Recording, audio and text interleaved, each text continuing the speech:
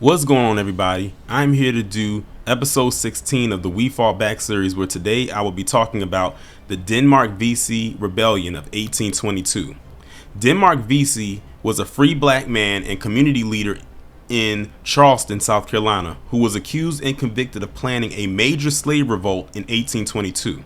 Although the alleged plot was discovered before it could be realized, its potential scale stoked the fears of the antebellum planner class that led to increased restrictions of both enslaved and free black Americans.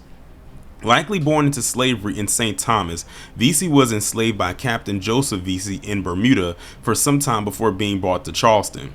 There, Vesey won a lottery and purchased his freedom around the age of 32.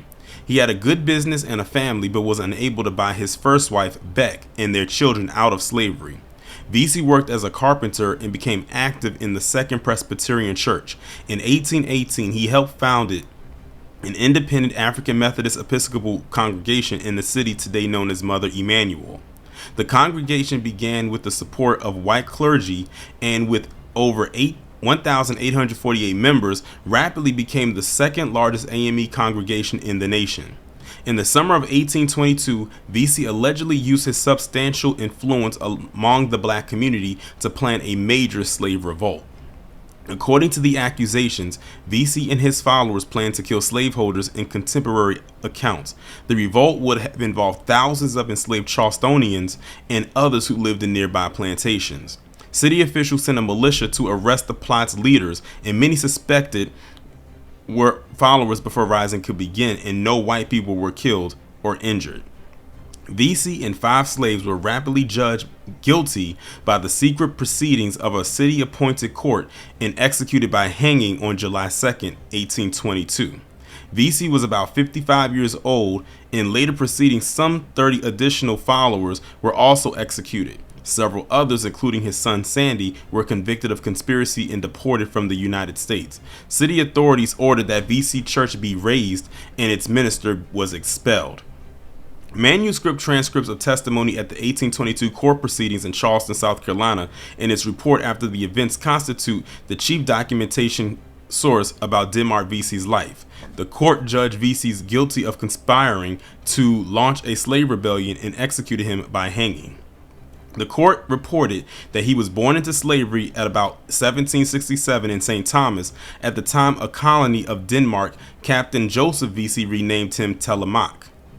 Historian Douglas Edgerton suggests that Vesey could have been of Coromantee origin. Biographer David Robertson also suggests that Telemaque may have also been of Mandé origin.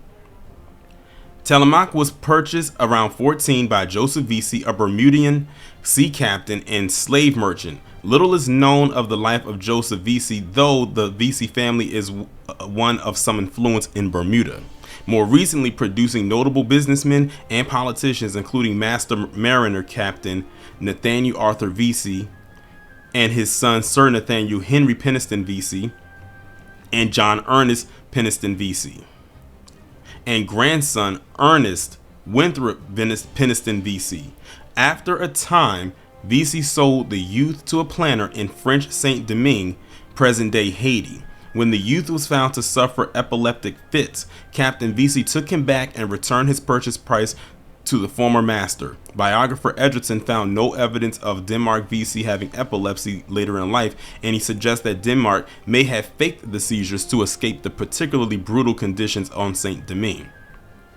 Denmark worked as a personal assistant for Joseph Vesey and served Vesey as an interpreter in slave trading, a job which required him to travel to Bermuda, an location on the same latitude as Charleston, South Carolina, but nearest to Cape Hatteras, North Carolina, and originally settled as part of the Revolutionary War. The captain retired from his nautical career, including slave trading, settling in Charleston, South Carolina, which had been settled from Bermuda in 1669. In 1796, Captain Vesey wed Mary Clodner, a wealthy free East Indian woman, and the couple used Denmark as a domestic at Mary's plantation, the Grove, just outside Charleston on the Ashley River. On November 9th, 1799, Denmark won $1,500 in a city lottery. At the age of 32, he bought his freedom for $600 from Vesey. He took the surname Vesey and the given name of Denmark after the nation ruling his birthplace of St. Thomas. Denmark Vesey began working as an independent carpenter and built up his own business. By this time, he had married Beck, an enslaved woman. Their children were born into slavery under the principle of partus sequitur ventrium, by which children of the enslaved woman took her status. Vesey worked to gain freedom for his family. He tried to buy his wife and their children, but her master would not sell her. This meant their future children would also be born into slavery. Along with other slaves, Vesey had belonged to the Second Presbyterian Church and chafed against its restriction on black members. In 1818, after becoming a freedman, he was among the founders of a congregation on what was known as the Bethel Circuit of the African Methodist Episcopal Church. This had been organized in Philadelphia, Pennsylvania in 1816 as the first independent black denomination in the United States. The AME Church in Charleston was supported by leading white clergy. In 1818, white authorities briefly ordered the church closed for violating slave code rules that prohibited black congregations from holding worship services after sunset. The church attracted 1,848 members by 1818, making it the second largest AME church in the nation. City officials always worried about slaves in groups. They closed the church again for a time in 1821, as the city council warned that its classes were becoming a school for slaves. Under the slave code, slaves were prohibited from being taught to read. Vesey was reported as a leader in the congregation, drawing from the Bible to inspire hope for freedom. By 1708, a majority of South Carolinians were enslaved, reflecting the numerous enslaved Africans imported to the states as laborers on the rice and indigo plantations. Exports of these commodity crops and cotton from the offshore sea islands produced the wealth South Carolina planters enjoyed. This elite class controlled the legislature for decades after the American Revolution. The state, low country, and the city of Charleston had a majority of the population who were enslaved Africans. By the late 18th century, slaves were increasingly country-born, native to the United States. They were generally considered more tractable than newly enslaved Africans. Connections of kinship and personal relations extended between slaves in the city of Charleston and those on plantations in the Low Country. Just as those connections existed among the planter class, many of whom had residences and domestic slaves in both places. From 1791 to 1803, the Haitian Revolution of enslaved and free people of color on Saint Domingue embroiled the French colony in violence. Black people gained independence and created the Republic of Haiti in 1804. Many whites and free people of color had fled to Charleston and other port cities as refugees during the uprisings and brought the people they enslaved with them. In the city, the new slaves were referred to as French Negroes. Their accounts of the revolts and their success spread rapidly among enslaved Charlestonians. The free people of color occupied a space between the mass of black people and the minority of whites in Charleston. In the early 1800s, the state legislature had voted to reopen its ports to import slaves from Africa. This decision was highly controversial and opposed by many planters in the Low Country, who feared the disruptive influence of new Africans on the people they enslaved. Planters in upland areas were developing new plantations based on short staple cotton and needed many workers, so the state approved the resumption of the Atlantic slave trade. The profitability of this type of cotton had been possible by the invention of the cotton gin just before the turn of the 19th century. From 1804 to 1808, Charleston merchants imported some 75,000 slaves, more than the total brought to South Carolina in the 75 years before the Revolution. Some of these slaves were sold to the uplands and other areas, but many of the new Africans were held in Charleston and on nearby Low Country plantations. Even after gaining his freedom, Vesey continued to identify and socialize with many slaves. He became increasingly set on helping his new friends break from the bonds of slavery. In 1819, Vesey became inspired by the congressional debates over the status of the Missouri Territory and how it should be admitted to the United States since slavery appeared to be under attack. Vesey developed followers among the mostly enslaved black people in the Second Presbyterian Church, and then the independent AME African Church. The latter's congregation represented more than 10% of the black people in the city. They resented the harassment by city officials. Economic conditions in the Charleston area became difficult since an economic decline affected the city. In 1821, Vesey and a few slaves began to conspire in a plan of revolt. For the revolt to be successful, Vesey had to recruit others and strengthen his army. Because Denmark Vesey was a lay preacher, when he had recruited enough followers, he would review plans of the revolt with his followers at his home during religious classes. Vesey inspired slaves by connecting their potential freedom to the biblical story of the Exodus, God's delivery of the children of Israel from Egyptian slavery. In his 50s, Vesey was a well-established carpenter with his own business. He reportedly planned the insurrection on Bastille Day, July 14, 1822.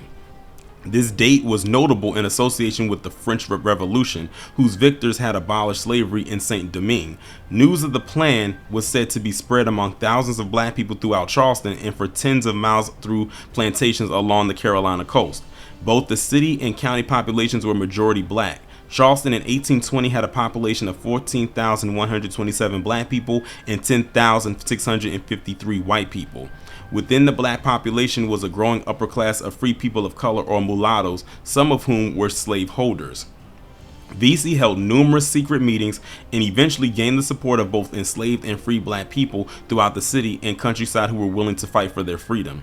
He was said to have organized thousands of slaves who pledged to participate in his planned insurrection by using intimate family ties between those in the countryside and the city. Vesey created an extensive network of supporters. His plan was to first make a coordinated attack on the Charleston Meeting Street Arsenal. Once they secured those weapons, these freedom fighters planned to commander ships from the harbor and sail to Haiti, possibly with Haitian help. Vesey and his followers also planned to kill white slave owners throughout the city, as had been done in Haiti, and liberate the slaves. According to records of the French consulate in Charleston, his group was reported to have numerous members who were French Negroes, slaves brought from Saint-Domingue by refugee slaveholders. Due to the vast number of slaves who knew about the planned uprising, Vesey feared that word of the plot would get out. Vesey reportedly advanced the date of the insurrection to June 16th. Beginning in May, two slaves opposed Vesey's scheme. George Wilson and Joe LaRoche gave the first specific testimony about a coming uprising to Charleston officials, saying a rising was planned for July 14th. George Wilson was a mixed-race slave intensely loyal to his master. The testimonies of those two men confirmed an earlier report coming from another slave named Peter Priolu. Though officials didn't believe the less specific testimonies of Priolu, they did believe Wilson and LaRoche due to their unimpeachable reputations with their masters. With their testimony, the city launched a search for conspirators. Joe LaRoche originally planned to support the rising and brought the slave Rolla Bennett to discuss plans with his close friend George Wilson. Wilson had to decide whether to join the conspiracy described by Bennett or to tell his master that there was a plot in the making. Wilson refused to join the conspiracy and urged both LaRoche and Bennett to end their involvement in the plans. Wilson convinced LaRoche that they must tell his master to prevent the conspiracy from being acted out. The mayor, James Hamilton, was told, and he organized a citizens' militia, putting the city on alert. White militias and groups of armed men patrolled the streets daily for weeks until many suspects were arrested by the end of June, including 55-year-old Denmark Vesey. As suspects were arrested, they were held in a Charleston workhouse until the newly appointed court of magistrates and freeholders heard evidence against them. The workhouse was also the place where punishment was applied to slaves for their masters, and likely where plot suspects were abused or threatened with abuse or death before giving testimony to the court. The suspects were allowed visits by ministers. Dr. Benjamin Palmer visited Vesey after he was sentenced to death, and Vesey told the minister that he would die for a glorious cause. As leading suspects were rounded up by the militia ordered by the intendant, Mayor James Hamilton, the Charleston City Council voted to authorize a court of magistrates and freeholders to evaluate suspects and determine crimes. Tensions in the city were high, and many residents had doubts about actions taken during the widespread fears and quick rush to judgment. Soon after the court began its sessions, in secret and promising secrecy to all witnesses, Supreme Court Justice William Johnson published an article in the local paper recounting an incident of a feared insurrection of 1811. He noted that a slave was mistakenly executed in the case, hoping to suggest caution in the Vesey affair. He was well respected, having been appointed justice by President Thomas Jefferson in 1804. Still, his article appeared to produce a defensive reaction, with white residents defending the court and the militancy of city forces. From June 17th, the day after the purported insurrection was to begin, to June 28th, the day after the court adjourned, officials arrested 31 suspects and in more significant numbers as the month went on. The court took secret testimony about suspects in custody and accepted evidence against men not yet charged. Historians acknowledged that some witnesses testified under threat of death or torture, but Robinson believes that their affirming accounts appear to provide details of a plan for rebellion. Newspapers were nearly silent while the court conducted its proceedings. While bickering with Johnson, the court first published its judgment of the guilt of Denmark Vesey and 5 enslaved black people, sentencing them to death. The 6 men were executed by hanging on July 2nd. None of the 6 had confessed, and each proclaimed his innocence to the end. Their deaths quieted some of the city residents' fears, and the tumult in Charleston about the planned revolt began to die down. Officials made no arrests in the next 3 days as if wrapping up their business. Learning that the proceedings were largely conducted in secret, with defendants often unable to confront their accusers or hear testimony against them, Governor Thomas Bennett Jr. had concerns about the legality of the court, as did his brother-in-law Justice Johnson. The slaveholders of accused slaves and their attorneys, however, were allowed to attend the proceedings. Bennett had served almost continuously in the state legislature since 1804, including 4 years as Speaker of the House. He did not take any action at first because 4 people that he enslaved were among those accused in the first group with Vesey, and 3 of those men were executed with the leader on July 2nd. Bennett consulted in writing with Robert Y. Hayne, Attorney General for the state, expressing his concerns about the conduct of the court. He believed that it was wrong for defendants to be unable to confront their accusers yet be subject to execution. Hayne responded that under the state's constitution, slaves were not protected by the rights available to free men of habeas corpus and the Magna Carta. Vesey, however, was a free man. On July 1st, an editorial in the Courier defended the work of the court. After that, in July, the cycle of arrests and judgments sped up, and the pool of suspects greatly expanded. As noted by historian Michael P. Johnson, most black people were arrested and charged after the first group of hangings on July 2nd. This was after the actions of the court had been criticized by both Justice William Johnson and Governor Bennett. The court recorded that they divided the suspects into groups. One was those who exhibited energy and activity. If convicted, these were executed. Other men who seemed to yield their acquiescence to participating were deported if convicted. For 5 weeks, the court ordered the arrest of a total of 131 black men, charging them with conspiracy. In July, the pace of arrests and charges more than doubled, as if authorities were intent on proving a large insurrection needed controlling. But the court found it difficult to get conclusive evidence. It noted in its report covering the second round of court proceedings that 3 men sentenced to death implicated scores of others when they were promised leniency in punishment. In total, the court convicted 67 men of conspiracy and hanged 35, including Vesey, in July 1822. 31 men were deported, 27 were reviewed and acquitted, and 38 were questioned and released. Vesey had at least one child, Denmark Vesey Jr., who remained in Charleston. He later married Hannah Nelson. The remainder of Vesey's family was also affected by the crisis in court proceedings. His enslaved son Sandy Vesey was arrested, just to have been part of the conspiracy and included among those deported from the country, probably to Cuba. Vesey's third wife, Susan, later immigrated to Liberia, which the American Colonization Society had established as a colony for formerly enslaved Americans and other free black people. 2 other sons, Randolph and Robert Vesey, both children of Beck, Denmark's first wife, survived past the end of the American Civil War and were emancipated. Robert helped rebuild Charleston's African Methodist Episcopal Church in 1865, and also attended the transfer of power when U.S. officials retook control of Fort Sumter. On October 7th, 1822, Judge Elihu Bey convicted 4 white men for a misdemeanor in inciting slaves to insurrection during the Denmark Vesey slave conspiracy. These 4 white men were William Allen, John Ignatius, Andrew S. Rhodes, and Jacob Danders. The men were sentenced to varied fines and reasonably short jail time. Historians have found no evidence that any of these men were known abolitionists. They do not seem to have had contact with each other or any of the plotters of the rebellion.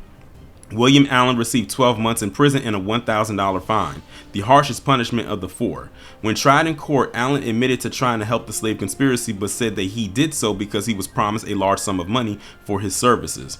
Reports from the judge show that the court believed that Allen was motivated by greed rather than sympathy for the slaves. The other white conspirators' punishments were far more lenient than Allen's. John Ignatius was sentenced to a $100 fine and 3 months in prison, as was Jacob Danders. Ignatius was found guilty of inciting slaves to insurrection, but Danders was charged for saying that he disliked everything in Charleston but the Negroes and the sailors. Danders had said this publicly after the plot had been revealed. City officials thought his comments were suspicious. Danders was found guilty of showing sympathy to the slaves who had been caught ostensibly as part of the conspiracy.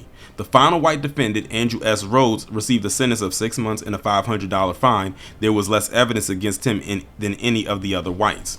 White residents of Charleston feared there could be more whites who wanted to help black people fight against slavery. They were already concerned about the growing abolitionist movement in the North, which spread its message through the mail and via anti-slavery mariners, both white and black, who came ashore in the city. Judge Bey sentenced the 4 white men as a warning to any other whites who might think of supporting slave rebels. He also pushed state lawmakers to strengthen laws against both mariners and free black people in South Carolina in general, and anyone supporting slave rebellions in particular. Judge Bey thought these 4 white men were spared from hanging only because of a statutory oversight. The convictions of these men enabled some white men of the pro-slavery establishment to believe that the people they enslaved would not stage rebellions without the manipulation of alien agitators or local free people of color.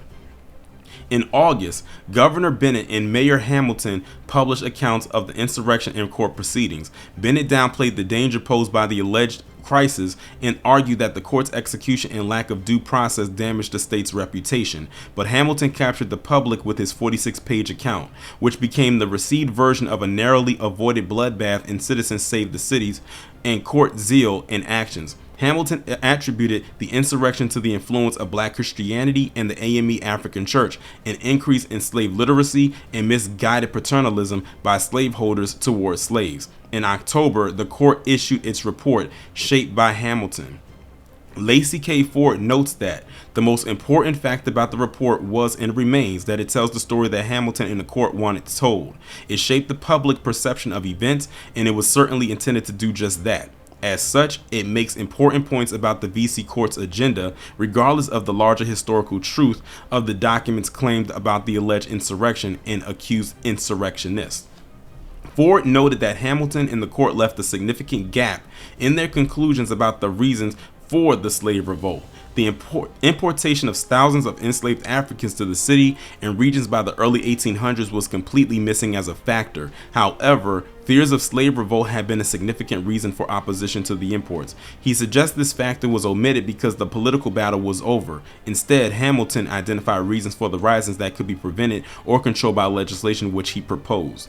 Governor Bennett's criticism continued, and he made a separate report to the legislature in the fall of 1822. He was in his last year of office. He accused the Charleston City Council of usurping its authority by setting up the court, which he said violated the law by upholding secret proceedings without protection for the defendants. The court took testimony under pledges of inviolable secrecy and convicted the accused and sentenced them to death without their seeing the persons or hearing the voices of those who testified to their guilt. Open sessions could have allowed the court to distinguish among varying accounts. Believing that quote-unquote black religion contributed to the uprising and believing that several AME church officials had participated in the plot, Charleston officials ordered the large congregation to be dispersed and the building to be razed. Church trustees sold the lumber, hoping to rebuild in later years. Reverend Morris Brown of the church was forced out of the state. He later became a bishop of the National AME Church. No independent black church was established in the city again until after the Civil War, but many black worshipers met secretly. In the 21st century, the congregations of Emmanuel AME Church and the Morris Brown AME Church carry on the legacy of the first AME Church in Charleston. In 1820, the state legislature had already restricted manumissions by requiring that both houses approve any act of manumission for individual only. This discouraged slaveholders from freeing the people they enslaved and made it almost impossible for slaves to gain freedom independently, even in cases where an individual or family member could pay a purchase price. After the Vesey plot, the legislature further restricted the movement of free black people and free people of color. If one left the state for any reasons, that person could not return. In addition, it required each free black to have documented white quote-unquote guardians to vouch for their character. The legislature also passed the Negro Seaman Act in 1822, requiring free black sailors on ships that docked in Charleston to be imprisoned in the city jail for the period that their ships were in port. This was to prevent them from interacting with and influencing slaves and other black people in the city. This act was ruled unconstitutional in federal court as it violated international treaties with the United Kingdom. The state's rights to imprison free black sailors became one of the issues in the confrontation between South Carolina and the federal government over states' rights. Following the passage of the Seamen's Act, the white minority of Charleston organized the South Carolina Association, which was essentially to take over enforcement in the city of control of enslaved and free black people. In late 1822, the city petitioned the General Assembly to establish a competent force to act as a municipal guard for the protection of the city of Charleston and its vicinity. The General Assembly agreed and appropriated funds to erect suitable buildings for an arsenal, for the deposit of the arms of the state, and a guardhouse for the use of the municipal guard or militia. The South Carolina State Arsenal, which became known as the Citadel, was completed in 1829 when white fears of insurrection had subsided for a time. Rather than establish the municipal guard authorized in the act, the state and city agreed with the U.S. War Department to garrison the Citadel from those soldiers stationed at Fort Moultrie. And that is going to conclude this week's episode of the We Fought Back series, the Denmark Vesey Insurrection Attempted Uprising of 1822. If you have not done so already, please be sure to go back and look at the We Fought Back series playlist, where you can go and recap the previous episodes or get caught up on ones that you have missed. And be sure to tune in next week at 11 a.m. Eastern Time for the next episode of the We Fought Back series. Be safe and be one.